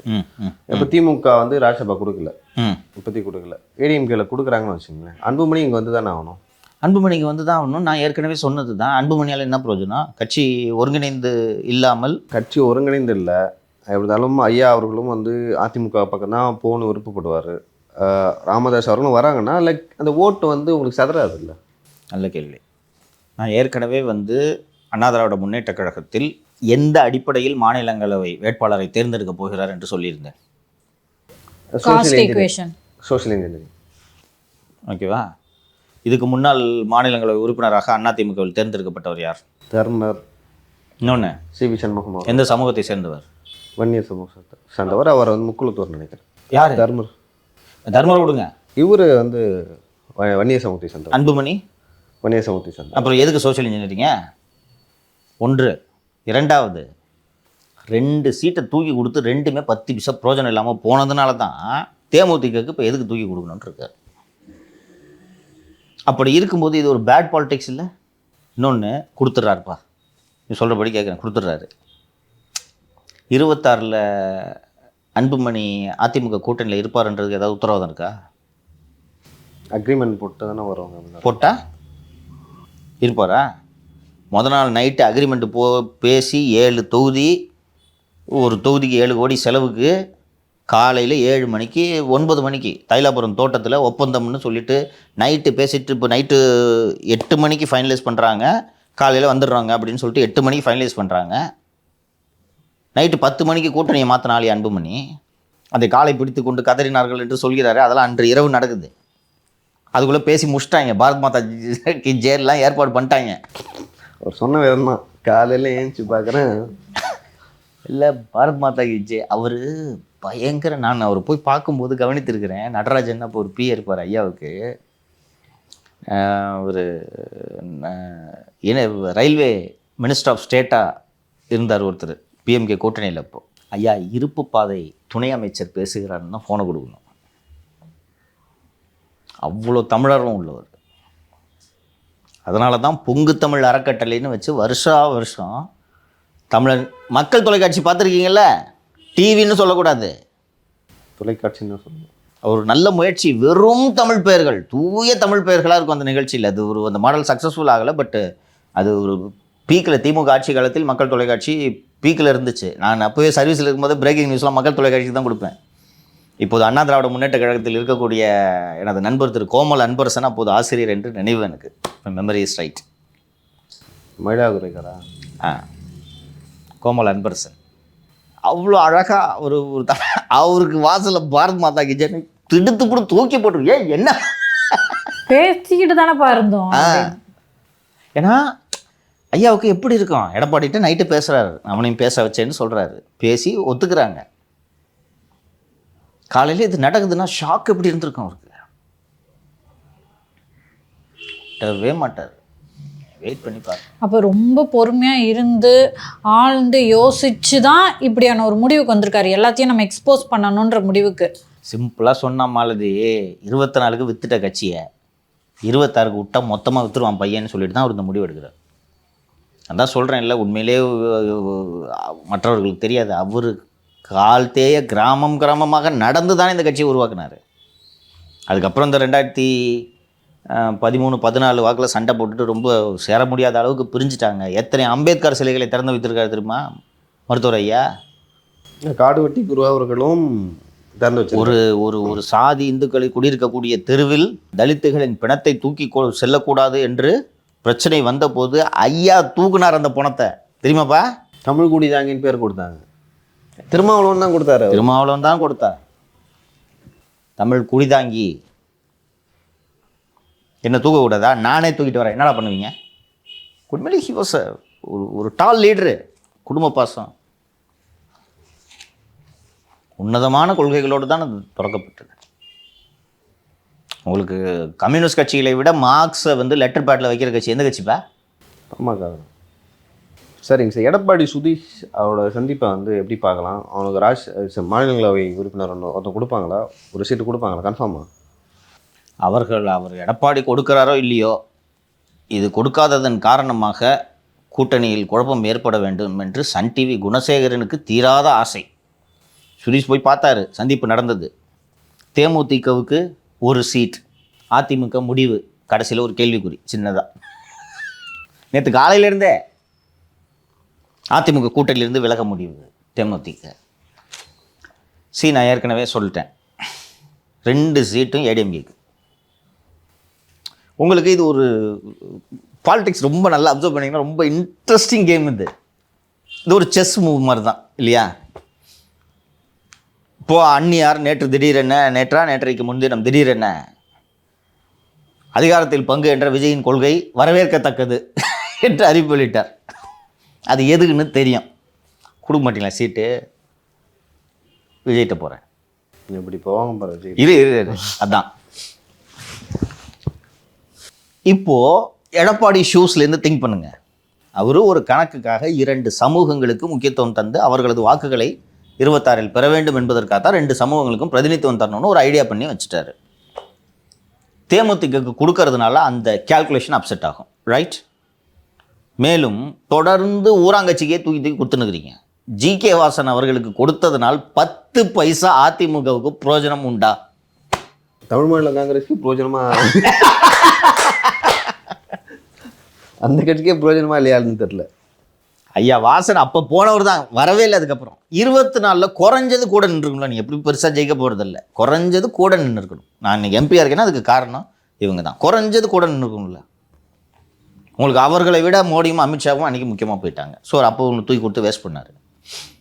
சரி, பாமகவுக்கு கொடுத்ததுக்கு உங்களுக்கு இன்னொன்று அந்த 10.5% இடஒதுக்கீடு கொடுத்ததன் காரணமாகத்தான் அது ஒரு முக்கியமான காரணம் தேர்தல் தோல்விக்கு, 21 தேர்தல் தோல்விக்கு. ஏன்னா ரிவர்ஸ் கன்சல்டேஷன் ஆயிடுச்சு வட தமிழகத்தில். 1 years பூரா ரிவர்ஸ் ஆகிட்டாங்க. ஸோ அதிமுக உங்களால் இவ்வளவு இழந்திருக்கிறது. ஸோ அப்போவாது 24 கூட்டணி வைப்பாங்க. அதுவும் காலையில் 9 மணிக்கு சைன் பண்ணலான்னா நைட்டு 9 மணிக்கு 10 மணி நேரம் முன்னாடி கூட்டணி மாத்திருச்சு. ஸோ 2 பேருக்கு தூக்கி கொடுத்தாச்சு. இன்னொன்று இப்படி தூக்கி கொடுத்துக்கிட்டே இருந்தீங்கன்னா கட்சிக்காரன் எப்படி மதிப்பான் உங்களை? பொதுச் செயலாளரை புரட்சி தமிழர்னு வேறு சொல்லிக்கிறீங்க. கட்சிக்காரங்க எப்படி மதிப்பாங்கிற கேள்வி இருக்குல்ல. ஸோ ஃபேமாக இருக்கார், ஓகேவா? இப்போ தேமுதிக கொடுக்கல, அன்னி முறுக்குறாங்க. இப்போது கொடுக்கலன்னா கூட்டணியை விட்டு போயிடுறாங்கன்னு வச்சுக்குவோம். அது அதிமுகவுக்கு இழப்பான்னு கேட்டிங்கன்னா இழப்பு. இருக்கக்கூடிய ஒரு கட்சி, அது சிறிய கட்சியோ பெரிய கட்சியோ. அது தேமுதிகவுக்கும் இழப்பு.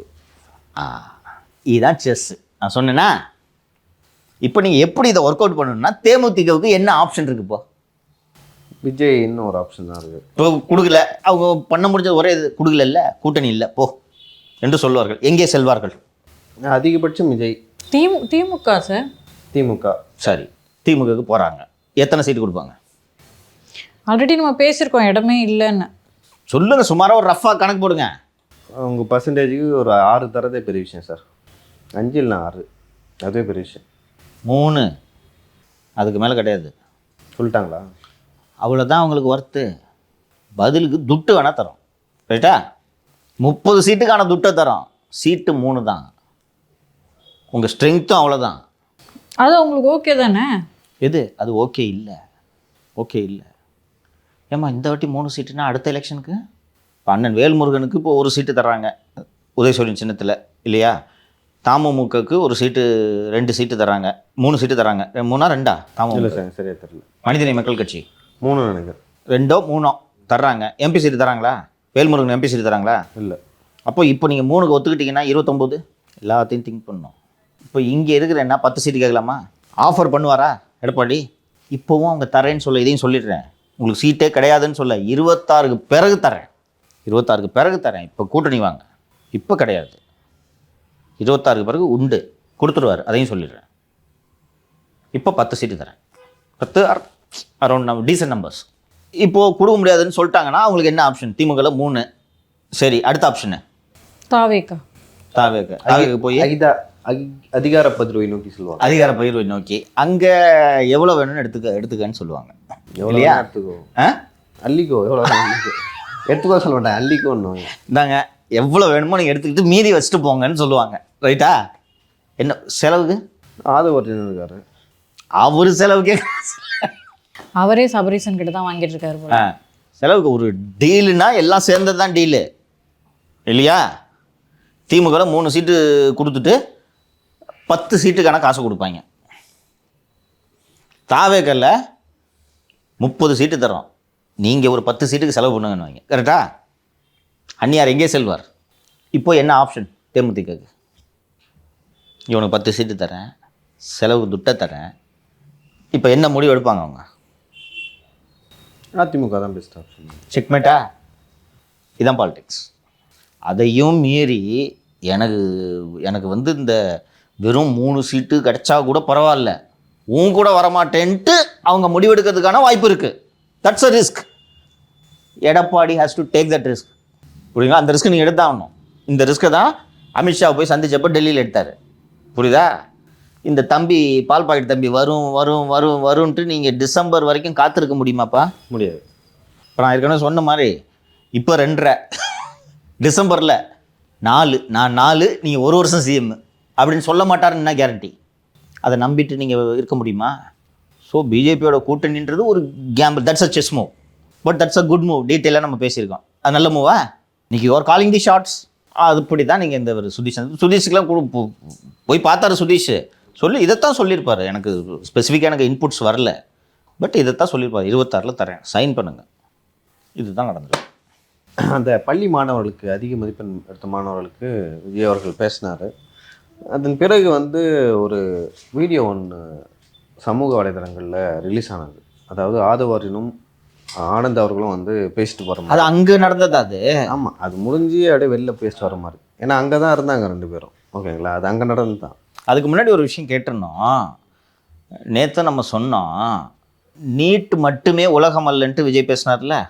நீட் ஒன்று தான் உலகம்னு நினைக்காதீங்க, அது நல்ல விஷயம்னு சொன்னோம். என்ன டாக்டரை தவிர வேறு படிப்பே இல்லையா ஊரில்? எல்லாரும் டாக்டர்கிட்ட ஏன் அப்புறம் ஊசி போட்டுக்கிற பேஷண்ட்டு. ஸோ அது நீட்டு உலகம் அல்லன்னு சொல்லி அது நல்ல விஷயம் சொன்னால், அதை எதுக்கு போட்டு திமுக இப்படி ட்ரோல் பண்ணிட்டு இருக்காங்க? மாணவர்கள் மருத்துவர் ஆகக்கூடாதுன்னு கனவை சிதைக்கிறாருன்னு காலையிலேருந்து ஓட்டிட்டு இருந்தாங்க பாருன்ட்டு. இல்லை, அது வந்து தமிழ்நாட்டை பொறுத்த வரைக்கும் நீட் என்ற ஒரு சென்சிட்டிவான விஷயம் அப்படின்னு சொல்லிட்டு கட்டமைக்க முயல்றாங்க சார். ஏன்னா அது கொண்டு வரும்போது அவங்க எதிர்கட்சியாக இருந்தாங்க. 2021 2019 அவங்க வின் பண்ணதுக்காக ஒரு காயினாக இருந்துச்சு. இவங்களுக்கு உண்மையிலே இது ஒரு ஸ்ட்ராட்டஜி நினச்சிட்டு இருக்காங்களா இல்லையான்றது எனக்கு உள்ளபடியே புரியல. இல்லையோ, நீட்டு தொட்டாலே நீங்கள் தான் எக்ஸ்போஸ் ஆவீங்க, கரெக்டாக? எங்கே இந்த கையெழுத்து போட்டிருக்கு நீட்டு ரத்து பண்ணுறீங்களா எங்கன்னு கேட்பாங்க. 1 கோடி கையெழுத்து வாங்கினாங்க ஞாபகம் இருக்கா? சேலம் இளைஞரணி மாநாட்டில் கீழே கிடந்துச்சு, வேர்க்கடலை முடிக்கிற பேப்பராக இருந்துச்சு அது.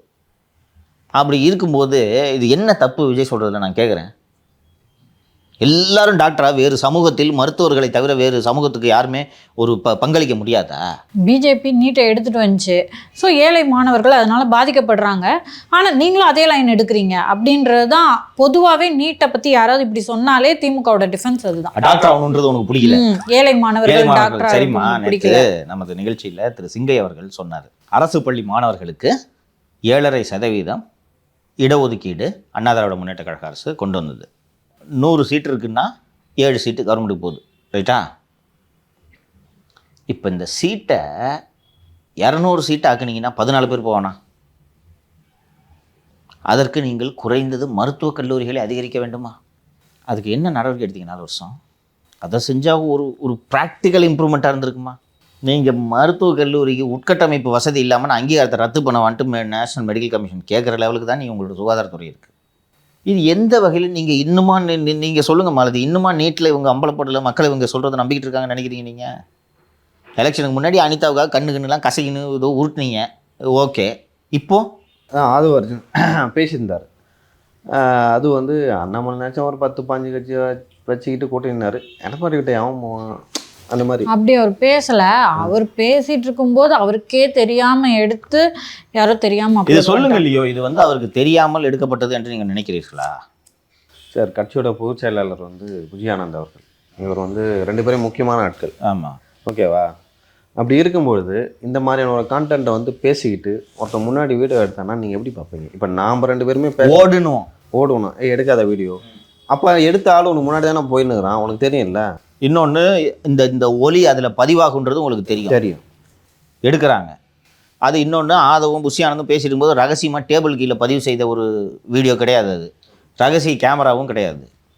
இது நம்ம மூத்த பத்திரிகையாளர் கருத்தை கேட்டுட்டு அப்புறம் பேசுவோம். நீங்கள் எதில் சீரியஸாக கேட்குறேம்மா, என்ன ஃபீல் பண்ணுறீங்க ஆதவ் இப்படி பேசுனதை வச்சு?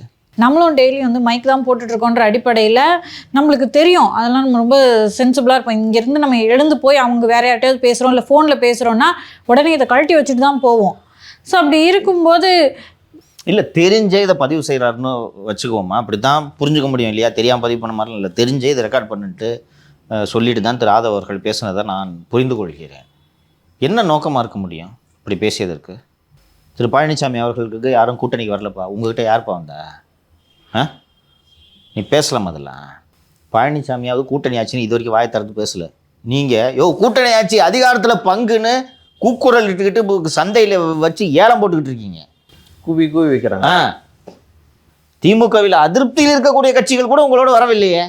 அப்போ எங்கிருந்து உங்களுக்கு இந்த ஆணவம் வருது? மக்களை ரொம்ப ரொம்ப எளிதாக முட்டாள்கள் என்று அந்த கட்சியை நினைக்கிறது என்று தான் மாலதி நான் புரிந்து கொள்கிறேன். இல்லை, எங்கள் அண்ணனுக்கு தெரியாமல் அவரை முட்டுச்சந்துக்கு எடுத்துகிட்டு போய் விட்டுட்ருக்காங்களோ அப்படின்ற மாதிரி தோணுது. உண்மையாகவே விஜய் அவர்களுடைய அவர் அக்செப்ட் பண்ணி தான் இதெல்லாம் நடக்குதா? தன்னை சுற்றி இப்படிப்பட்டவர்களை வைத்திருப்பதே விஜயின் முட்டாள்தனம் என்று தான் நான் பார்க்கிறேன். யாரை எங்கே வைக்கணும்னு இருக்குமா? 2 பேர் ஒரே ஆள், பீகார் பீடா வியாபாரி வருகிறார், 2 கட்சிகளிடமும் வருகிறார். உங்ககிட்ட வர்றாரு, மேடையில் ஏற்றி பக்கத்தில் சீட்டு போட்டு உட்கார்ந்து அவருக்காக ஆங்கிலத்தில் உரையை தொடங்குகிறீர்கள். மை பிரதர் இன் ஆர்ம்ஸ் என்கிறீர்கள். அவர்கிட்ட போகிறாரு, நான் அக்டோபரில் தாவேக கூப்பிட்டு வந்துடுறேன், தம்பி இந்த வேலையெல்லாம் நீ வச்சுக்க, இது ஏன் வேலை, கட்சிக்கு வேலை செய்ய தானே வேலை செய்ய, அட்வான்ஸ் திருப்பி விடு போ, முடிஞ்சா மீட்டிங்கு. இன்றைக்கி வரைக்கும் பிரசாந்த் கிஷோர் என்டர்டெயின்மெண்ட்டில் கரெக்டாக நான் ஊரில் ஒன்று விட்டா ஸ்ட்ராட்டஜிஸ் இல்லையா, போயா எப்படி ட்ரீட் பண்ணுறாரு. அப்போது யாரை எப்படி அணுகணுன்ற பக்குவம் திரு பழனிசாமிக்கு இருக்குது. உங்களுக்கு அது இல்லாததுனால தான் நீங்கள் இந்த சுதந்திரத்தை கொடுத்து கொண்டிருக்கிறீர்கள் என்று நினைக்கிறேன். ஆதவ்னா ஒரு ஒரு ஒரு ஒரு ஒரு ஒரு மிகப்பெரிய சமூகத்தின் பிரதிநிதியா, இல்லை ஊர் உலகத்தில் யாருக்கும் தெரியாத ஸ்ட்ராட்டஜி நுணுக்கங்கள் அறிந்தவரா? யாரையுமே அப்படி சொல்ல முடியாது இல்லையா? அல்டிமேட்லி மக்கள் தான் முடிவு பண்ணோம். சரி, இவங்க வாதப்படியே பிஜேபியை கழட்டி விட்டுட்டு அதிமுக தனியாக இருக்குது, தாவேக்கா ஜாயின் பண்ணிடுதுன்னு வைங்க. அன்னைக்கு எந்த முகத்தை வச்சுக்கிட்டு அவங்களெல்லாம் நீங்கள் மீட் பண்ணுவீங்க? சும்மா ஒரு யூகமாக பேசுவோம். யார்? தாவேக்காவும் அதிமுகவும் நாளைக்கு சேர்றாங்கன்னு வைங்களேன், கூட்டணி வைக்கிறாங்கன்னு வைங்களேன், அவங்களோட கதைகள் படியே நம்பிக்கையின் படியே பேசுவோம். இது போல் ஆணவமாக பேசின அண்ணாமலை என்ன பண்ணார் எடப்பாடி பார்த்தீங்களா? அண்ணாமலைக்காவது ஒரு ஒரு ஒரு குறிப்பிட்ட அளவு ஃபாலோவர்ஸ் இருக்காங்க, பின்னாடி ஒரு கட்சி இருக்குது. யார் நீங்கள்? கையில் இருக்கிற பணம் கொடுக்குற ஆணவமா நான் கேட்குறேன்? பணமே உங்கள் பணமா? இப்படி பேசுவதன் மூலமா திரு ஆதவ் பெற்றுக்கொள்ள போவது என்ன? That is is attitude Malathi. அதோட ஆட்டிடியூடு. பெண் நிறுவனத்தில் பணியாற்றியவர்களோடு நான் அப்போது உரையாடி இருக்கிறேன். தான் சொல்லுறேன், எந்த பத்திரிகையிலையும் இந்த நியூஸ் வரக்கூடாது. பெண்ணில் இருக்கும்போது மீறி வந்துச்சுன்னா நடக்கிறதே வேறு. இப்படி பேசுவான். அது எப்படிப்பா நீங்கள் துட்டு கொடுக்குறீங்கன்றதுக்காக பத்திரிகை எப்படி ட்ரீட் பண்ணுவேன் நீ? நான் அவ்வளோ பெரிய அப்பாட்டக்கிறா நீ? நான் கேட்குறேன், யாருமே அப்பாட்டக்கர் கிடையாது. அதானே உண்மை? அது விஜய் கட்சியோட ஒரு நிர்வாகி தான் நீங்கள். இப்போ நீங்களே விஜய் அப்படி பேசலையம்மா. விஜய் எவ்வளோ ஹம்புளாக பேசுகிறார் மேடையில் பார்த்துருக்கீங்களா? Is really humble Vijay. உண்மையிலுமே மரியாதை. இங்கே எங்கேருந்து வருது உங்களுக்கு? 4 கட்சி மாறி வந்த ஆள். அதுதான் சார் எனக்கு என்ன தோணுதுன்னா, அதிமுகவையும் விஜயையும் பிரிப்பதற்கான வேலைகள் அசைன்மெண்ட் வந்து திரு ஆதவுக்கு கொடுக்கப்பட்டிருக்கா? ஏன் கொடுக்கப்பட்டிருக்க கூடாது? நம்ம ஏற்கனவே பாட்டாளி மக்கள் கட்சியை பற்றி விவாதிக்கும் போது பின்னணியில் மாப்பிள்ளை சாரின் பங்கு பற்றி பேசினோம். தாவேக மற்றும் அதிமுக மற்றும் பாரதிய ஜனதா கட்சி கூட்டணி சேர்ந்தால் திமுகவின் வீழ்ச்சி நிச்சயம். ஒத்துக்கிறீங்களா? எதுவும் சந்தேகம் இருக்கா? தட்ஸ் அ வின்னிங் கம்பெயின், ரைட்டா? அப்போது ஒரு 20,000 கோடி பணத்தை கையில் வச்சுக்கிட்டு நீங்கள் திராவிட மாப்பிள்ளையாக இருந்தால் என்ன செய்வீர்கள் சொல்லுங்கள்? அவங்க 2 பேரும் சேராமல் என்னென்னலாம் பார்த்துக்க முடியுமோ பார்த்துப்பேன். இப்போ 2016 செல்வி ஜெயலலிதா என்ன செய்தார்? மக்கள் நல கூட்டணி. நீ என் கூடலாம் வர வேணாம், அவன் கூட போகக்கூடாது. ஓகேவா? இப்போது இன்னும் இது ஒரு எடப்பாடி இதை கேஜ் பண்ணிவிட்டு ஆக வேண்டிய வேலையை அவர் பார்க்க ஆரம்பிச்சார் தான் நினைக்கிறேன். லாஸ்ட் மினிட்ல டிசம்பர் வரைக்கும் வர்றேன்னு சொல்லிட்டு லாஸ்ட் மினிட்ல மக்கள் நல கூட்டணி மாதிரியான ஒரு வேலையை செய்வதற்கு திராவிட மாப்பிள்ளை அவர்களின் தூண்டுதலின் பேரில் ஆதவ் அந்த வேலையை செய்து கொண்டிருக்கார் என்று தான் நாம் இதிலிருந்து புரிந்து கொள்ள வேண்டியது. இன்னொன்று, நம்ம சபரிசன் இருந்தாலும் அதானப்பா செய்வான். கையில் இருக்குமா? நினச்சி பார்க்க முடியாத பணம் இருக்குமா? தான் நிறைய பேசியிருக்கோம். அவ்வளோ பணம் இருக்குது, என்ன பண்ணுறது? எனக்கு அவ்வளோ துட்டு, எவ்வளோ துட்டு இருந்தால் 33 கோடி வாட்ச் வாங்குவாங்க. அவ்வளோ இருக்குது. அப்படி இருக்கும்போது இன்னொன்று, நீங்கள் சம்பாதிச்சதே தேர்தலில் மீண்டும் வெற்றி பெறுவதற்காக தான் இல்லையா? வாட்ச் வாங்கியாச்சு. சென்னை மற்றும் தமிழ்நாடு பூரா வீடு இருக்குது, லண்டனில் வீடு இருக்குது, பிஸ்னஸ் கிளாஸில் உலகம் முழுக்க சுற்றி வருகிறார். இன்னும் என்ன பண்ணுவீங்க அந்த பணத்தை? அப்போது இன்னொன்று, இந்த பணத்தை பாதுகாக்கவும் நீங்கள் செய்த குற்றங்களில் இருந்தெல்லாம் தப்பிக்கவும் மீண்டும் நீங்கள் ஆட்சிக்கு வருவதை உறுதி செய்ய வேண்டும். கரெக்டா? இன்றைக்கி இவங்க உட்காந்து திராவிட மாப்பிள்ளை சார் என்று பேசி கொண்டிருப்பவர்கள் நாளை இந்த சபரீசன் இருக்கார அப்படின்ட்டு பேசுவீங்க இல்லையா? மாப்பிள்ளை சார் கூப்பிட்ற அதிகாரி மிஸ்டர் சபரீசன் கால் பண்ணி விடுவார். அப்புறம் நீங்கள் கால் பண்ணாலும் எடுப்பார் சபரீசன். இருப்பார். அப்போது தேவை ஏற்படும். ஆமாம். அப்போ அதை தடுக்கிறதுக்கு எல்லா வேலையும் செய்யணும் தானே. ஸோ இறுதி நேரம் வரைக்கும் வர்றேன் என்று சொல்லிவிட்டு லாஸ்ட் மினிட்ல ஏதாவது இந்த ஸ்பிளிண்டர் குரூப்பு, ஏன் அன்புமணியை கூட பாமக உடச்சிட்டு போய் ஜாயின் பண்ணலாம்ல? இல்லை, அதை நோக்கி தான் அன்புமணி செல்கிறாரோ அப்படின்னு ஒரு எஸ். அதாவது இப்போ அதிமுக கூட்டணி இருந்தால் 7 சீட்டு பேசியிருந்தாங்க இல்லையா? பட்டு பிஜேபி கூட்டணியில் 10 சீட்டு. உங்களுக்கு எண்ணிக்கை தான் முக்கியம். பெரிய கட்சி, வாக்கு சதவீதம் வளர்ந்து விட்டது அப்படின்றதுக்காக. இன்னொன்று, விஜய்க்கு வந்து 234க்கும் கேண்டிடேட் போட்டால் எங்கே போவார் அவர்? புசுக்குன்னு கூட்டணி வேண்டும் அல்லவா? ஸோ அதை விசிகாவையும் உடைப்பார். கொஞ்சம் யோசிச்சு பாருங்கள். இந்த கம்பெனி யார் வந்தாலும் அதிகார பகிர்வு, உங்களுக்கு அதிகாரம் வரப்போகிறதில்ல, அதனால பகிர்ந்து கொடுக்கல, பிரச்சனையே கிடையாது உங்களுக்கு. விசிகில் ஒரு ஸ்பிளிட்டு, பாமகவில் ஒரு ஸ்பிளிட்டு, இப்படி சில கட்சிகளெல்லாம் உடைத்து அதை வைத்து உங்களுக்கு இந்த 2016 தேர்தலில் எந்த தேர்தலும் ஞாபகம் இல்லை. இந்த சந்திரகுமார்லாம் உடச்சிட்டு போனார் ஞாபகம் இருக்கா? தேமுதிகலேருந்து மக்கள் நல கூட்டணி அமைஞ்சதான் 16 ஈரோட்டில் இப்போது அவர்லாம் உடச்சிட்டு போனார் தேமுதிகலேருந்து ஞாபகம் இருக்கா? மக்கள் நல கூட்டணி பிடிக்காமல் போய் திமுகவில் சேர்ந்தார். அது மாதிரி உடச்சி ஸ்பிளிண்டர் குரூப்ஸ் எல்லாம் வச்சு ஒரு மக்கள் நல கூட்டணின்ட்டு ஃபார்ம் பண்ணால் திமுகவோட வெற்றி வாய்ப்பை உறுதி செய்யலாம் தானே? அது பாசிபிலிட்டி தானே? 30,000 கோடி பணத்தை வச்சுக்கிட்டு இதை திமுக செய்யுமா செய்யாதா? அதானே பாலிடிக்ஸ். ஏடிஎம்கேட பொட்டன்ஷியலாலே பிஎம்கே உடச்சு விட்டாச்சு. விஜய் போய் அங்கே சேர்ந்தாருன்னா கஷ்டம். ஸோ அப்போ அதிமுக இப்போ ஒரு 70 சீட்டு கேட்குறாங்கன்னு வச்சுக்கோங்க. தாவேக்கல்ல பேசுவாங்க ஏடிஎம்கேல இல்லையா? 70 முடியாதுங்க, இவங்க ஒரு 30 ஆரம்பிப்பாங்க. நடுவில் ஒரு நம்பரில் ஃபிக்ஸ் ஆகும். எடுத்தோடனே நம்ம 4 வருஷம் சிஎம்னு கேட்டிங்கன்னா பேச்சுவார்த்தையே நடக்காது. இன்னொன்று நீங்கள் இப்போ இந்த கேட்டது ரொம்ப முக்கியமான கேள்வி. நான் அதை சரியாக உள்வாங்கிக்காமல் கடந்து போயிட்டேன். இப்படி பேசுறது வெளியில் தெரிஞ்ச பிறகு எடப்பாடி எப்படி கூட்டணிக்கு உட்காந்து பேசுவார்? அவர் பேசக்கூடாதுன்னு சொல்லி தான் அதை ஏன் இருக்கக்கூடாது? ஏன்னா இப்போ நம்ம தொடக்கத்திலே பேசியது போல் இது தெரியாமல் பதிவு செய்யப்பட்ட வீடியோ கிடையாது. கூட்டணிக்கு பேசவே கூடாது என்பது இந்த வீடியோ வெளியோ அதற்கான நோக்கமாக இருந்தால் பாசிபிலிட்டி. சார் 2 நாட்களுக்கு முன்பு சென்னை மாநகர காவல்துறை வந்து ஒரு பத்திரிகை செய்தி அனுப்பிச்சது. அதாவது நுங்கம்பாக்கத்தில் வந்து ஒரு பார் இருக்குது. அந்த பாரில் வந்து ஒருவரை வந்து தாக்கி கொண்டு பார் பேரை சொல்லுங்கள். லாட் ஆஃப் ட்ரிங்க்ஸ் கேள்விப்பட்டிருங்க, லாட் ஆஃப் ட்ரிங்க்ஸ் அப்படின்னு சொல்லிட்டு ஒரு பார். ஆக்சுவலாக பேர் ரொம்ப நல்லா இருக்குது. அங்கே வந்து கொலை முயற்சி தகராறு ஈடுபட்ட 3 பேர் கைது அப்படின்னு சொல்லிட்டு வருது. ஏன் ஆக்சுவலாக அந்த நுங்கம்பாக்கம் அதை சுற்றியுள்ள பகுதிகளில் வந்து நிறைய பார் இருக்கும். ஓகேங்களா? இது இப்போ தான் புதுசாக வந்துருக்கு போல் இந்த பார். இல்லை, எனக்கு தெரிஞ்சு 2-3 வருஷமா. 2 வருஷமா. அது புதுசு தான் சார். 2-3 வருஷம் தான். இல்லை, அதுக்கு முன்னாடி வந்து 10-15 வருஷம் கடை. அவ்வளோ ஓல்டு இல்லை, ரொம்ப ரீசெண்ட்.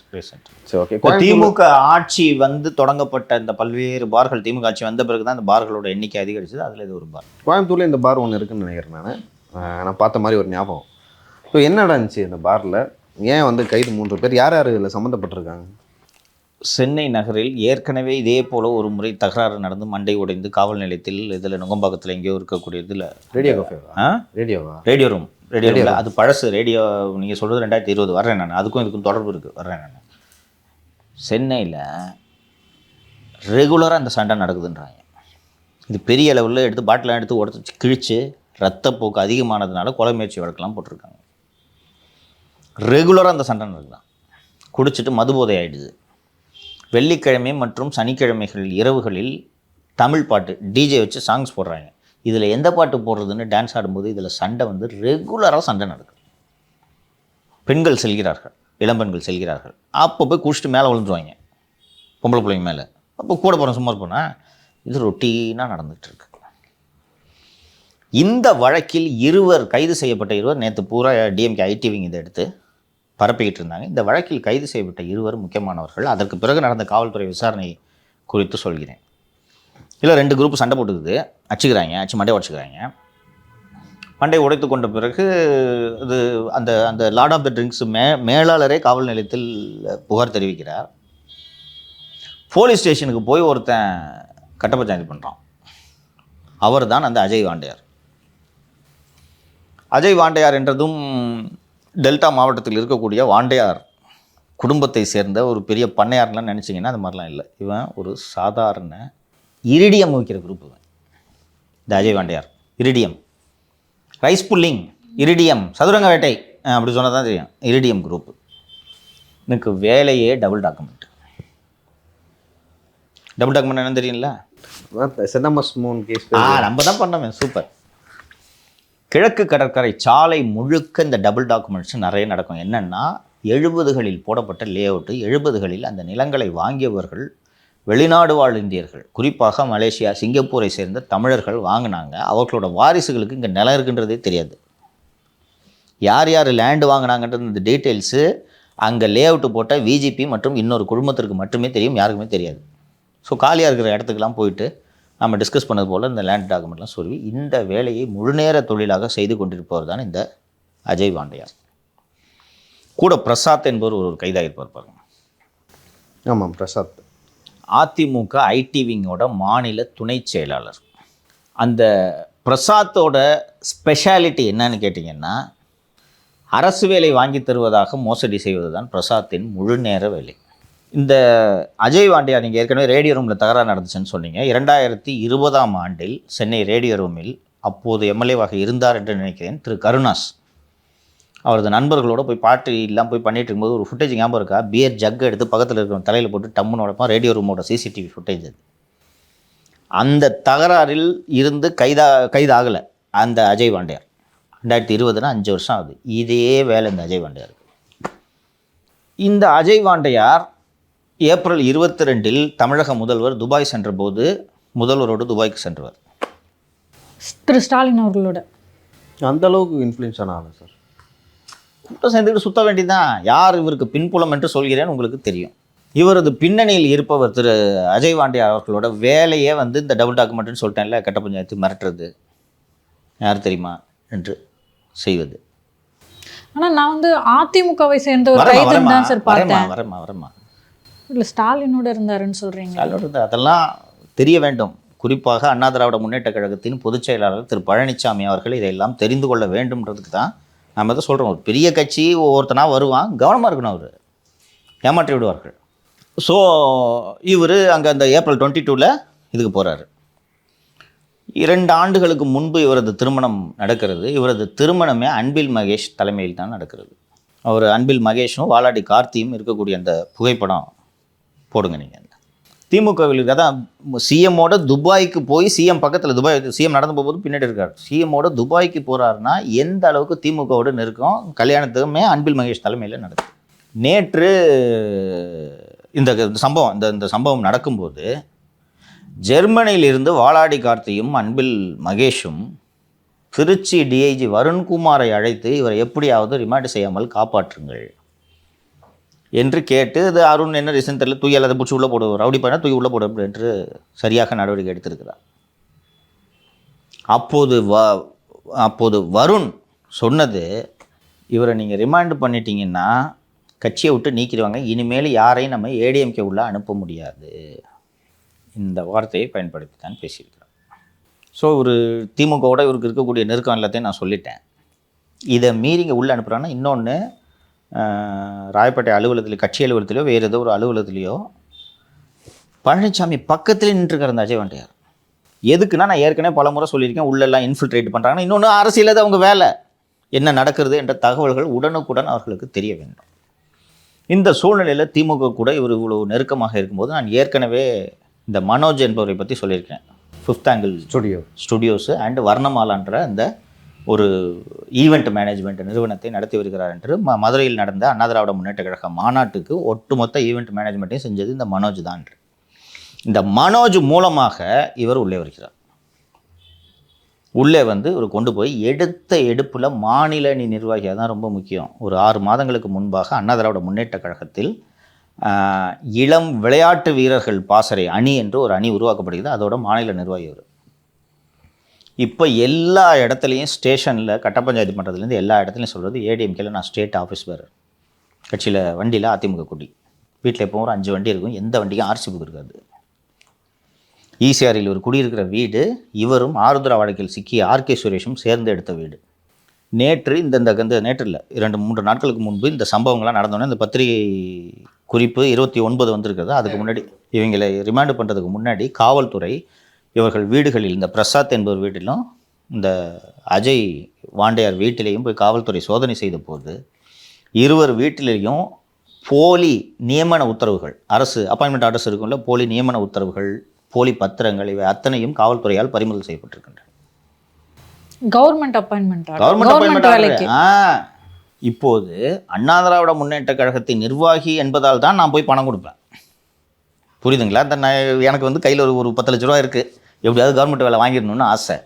உங்களை நம்பி பணம் கொடுக்குறேன்னா எப்படி கொடுப்பேன்? ஏன் கொடுப்பேன்? நீங்கள் போய் இப்போ நான் உங்களுக்கு கவர்மெண்ட் வேலை வாங்கி தரேன்னா உங்கள் மேலே 10 கேஸ் இருக்குது, நீங்கள் ஒரு ஆங்கர், உங்களால் இப்படி வேலை வாங்கி கொடுக்க முடியும்னு நம்ப மாட்டாங்க. அதிமுகவில் நான் அந்த மாதிரி இருக்கேன், எனக்கு செல்வாக்கு இருக்குது அப்படின்னு சொன்னால் நம்பி கொடுப்பாங்க. இதுதான் முழு நேர வேலை. பணத்தை கொடுத்து ஏமாந்தவங்க எங்களுக்கு இந்த மாதிரி வேணுங்க அப்படின்னு சொல்லிட்டு சொன்னான்னா கண்ணா புண்ணான்னு திட்டுறது, ரவுடிகளை வச்சு மிரட்டுறது, இதுதான் இந்த அஜய் வாண்டியாருக்கு முழு நேர வேலை.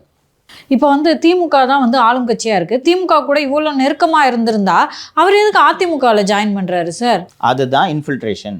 உள்ள நுழைஞ்சு என்ன நடக்கிறது என்பதை சொல்ல. எல்லா கட்சியிலையும் அந்த மாதிரி ஆட்கள் இருப்பாங்க. திமுகலையும் அதிமுக ஆட்கள் இருப்பாங்க. ஏற்கனவே சில விஷயங்களை சொன்னால வருண்குமாரை கொண்டு போய் பொதுச் செயலாளர்கிட்ட அறிமுகம். அதிமுகவில் இருக்கேன்னு சொல்லிட்டு இந்த மாதிரி வேலைகளை பார்க்கறத விட திமுகவில் இருக்கேன்றது ரொம்ப எளிமை இல்லை. ஒரு பர்பஸ்க்காக உள்ள அனுப்பிச்சிருக்காங்க. திமுகவில் இது நடந்துக்கும், இது அவருக்கு வேலை நடக்கும். ஒரு பர்பஸ்க்காக உங்களை உள்ள அனுப்புகிறாங்க. மாநில நிர்வாகியாக தான், எந்த அணியோட மாநில நிர்வாகியாக இருந்தாலும் கட்சியின் பொதுச் செயலாளரை எளிதாக அணுகலாம். ஒரு பர்பஸ்க்காக அனுப்புகிறாங்க. என்ன நடக்குதுன்றதை சொல்லுங்கள், உள்ளே போய் பாருங்கள், பொதுச் செயலாளரோட நெருங்குங்க. நான் ஏற்கனவே உங்களுக்கு நம்ம நிகழ்ச்சியில் பதிவு செஞ்சுருந்தோம். ராபின் சர்மா கூட அதிமுக ஸ்ட்ராட்டஜிக்கு பேசிகிட்டு இருந்தாங்க. டிஎம்கே கூப்பிட்டு சைன் பண்ணாங்க. அவருக்கா ஐபேக் ரிஷி கூட பேசிகிட்டு இருந்தாங்க. ரிஷியை கூப்பிட்டு சைன் பண்ணாங்க. எப்படி இந்த தகவல் வெளியே போனது? யாருக்கிட்ட வந்து ஸ்ட்ராட்டஜி டீமுக்கிட்ட ஏடிஎம்கே பேசினாலும் கூப்பிட்டு முதல்ல சைன் பண்ணி சும்மா நீ வேலை செய்யலாம் பரவாயில்ல வந்தால் 10 கோடி வச்சுக்கிறேன் உட்கார். அப்போ இவரை யாரோ ஒருத்தவங்க சேர்த்து விட்டுருப்பாங்கல்ல. அதை பொதுச் செயலாளர் கண்டறிய வேண்டும். அவரு ஒரு பெரிய கட்சியோட பொதுச் செயலாளர். இந்த மாதிரி யாராவது ஒருவன் கூட வந்து நின்று ஃபோட்டோ எடுப்பான். நிர்வாகிகளை நியமனம் செய்யும் போது மிகவும் கவனமாக இருக்க வேண்டிய. கூகுள் பண்ணால் இவனை தெரிஞ்சிருமா யாருன்னு. 2020 அந்த பார் சண்டையில் இருக்கிற ஆள் ஒன்றும் இல்லை. அவர் கூட வந்து நல்ல ஓய்வு பெற்ற அதிகாரிகள்லாம் அவர் கூட இருக்கிறாங்க. அப்போ அவன் வர்றான், இவனுக்கு என்ன போடலாமா, இவன் என்னன்றதை விசாரி. ஏற்கனவே அவர் ஆட்சி காலத்தில் முதல்வராக இருந்தபோது பணியாற்றிய அதிகாரிகள் இன்னும் அவரோடு தொடர்பில் இருக்கிறார்கள். அவர்கிட்ட சொல்லி இந்த மாதிரி லியோன்னு ஒருத்தன் வர்றாங்க, என்ன அவனுக்கு நிர்வாகி பதவி வேணும்னு கேட்டாங்க, போடலாமா. ஒரு வார்த்தை செக் பண்ணாலும் சார் அவன் இந்த மாதிரி சவுக்கு மீடியா வேலை செஞ்சு 5 எஃப்ஐஆர் இருக்குது சார் அவன் மேலே அப்படின்ட்டு விவரத்தை சொல்லிவிட போகிறார்கள்.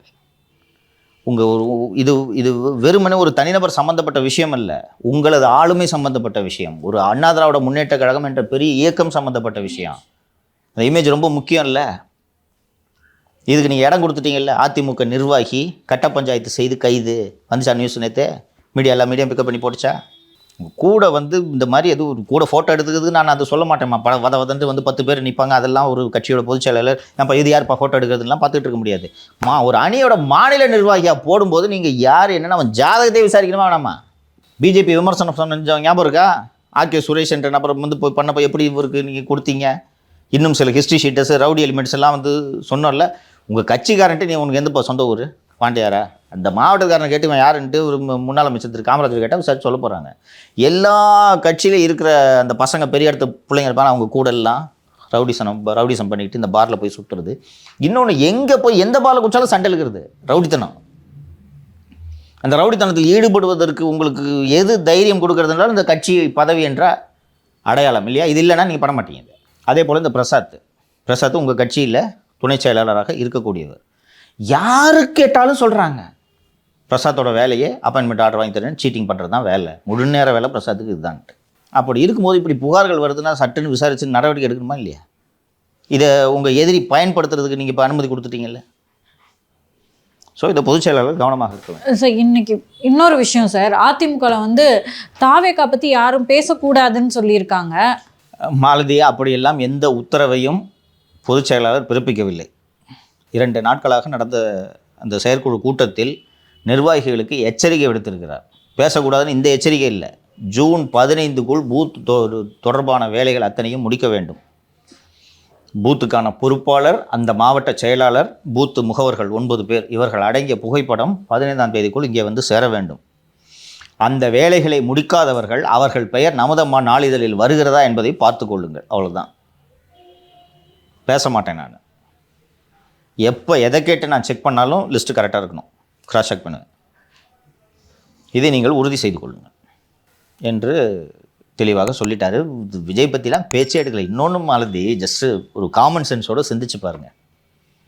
கூட்டணி தொடர்பான விவகாரங்கள் எல்லாம் கட்சியோட அந்த மூத்த தலைவர்கள் அண்ணன் கேபி முனுசாமி, வேலுமணி அண்ணன், சங்கமணி, நத்தம் இவர்களை போன்ற ஆட்கிட்ட டிஸ்கஸ் பண்ணுவாங்க. ஒரு மாவட்ட செயலாளர்கள்னு இவ்வளோ பேரை நீங்கள் கூப்பிட்டு நிர்வாகிகள்கிட்ட பேசும்போது நீங்கள் அங்கே போய் இது போன்ற ஒரு விஷயத்த சொன்னீங்கன்னா இது எப்படி லீக் ஆகும், எப்படியெல்லாம் லீக் ஆகுன்றது அவருக்கு தெரியாதா? ஒன்றுமே பேசலை, கட்சி வேலை தான் பேசினா. இதுக்கே வாணிங்க வெளில போய் யாரும் பிரசிட்ட பேசக்கூடாது, யாருமே பேசலை. ரொம்ப கஷ்டப்பட்டு பேசி நான் இந்த விஷயத்தை என்னதான் சார் சொன்னார் என்று கேட்டேன். அது போனால் எந்த எச்சரிக்கைலாம் வெள்ளமா, அது இவங்களா ஊடகவியலாளர்களாக கெஸ் பண்ணி போட்டு. சரிங்க சார், இது வரைக்கும் வந்து இன்றைய தின அப்டேட்டுகளை வந்து அரசியல் பேசணும். நாளைக்கு வந்து இன்னும் மேலும் அப்டேட்டுகள் வரும். ஸோ தொடர்ந்து பேசலாம் சார். ரொம்ப நன்றி.